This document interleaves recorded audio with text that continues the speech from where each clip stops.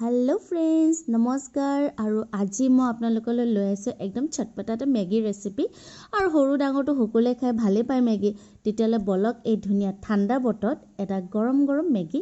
বনোৱা যাওক তেতিয়ালে প্ৰথমতে গৰম পানী লওক পানীখিনি উতলাৰ পিছত मैगी কেটা পেকেট দি দিওক আৰু এইখিনি ভালকে উতলাৰ পিছতে এইখিনি ধুনিয়াছে এটা সাকি লওক সাকি লোৱাৰ পাছতে এইখিনি এটা সাইড কৰি থৈ দিওক আৰু এতিয়া আমাৰ মেইন কামটো হ'ব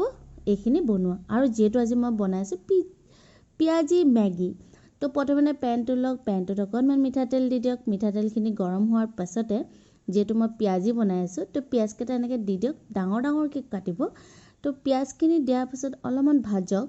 ভাজি হোৱাৰ পিছতে এতিয়া মই ইয়াতে দিম জলকীয়া আৰু মটৰ যদি বেছিকে জ্বলা খাই ভাল পায় বেছিকে দিব পাৰে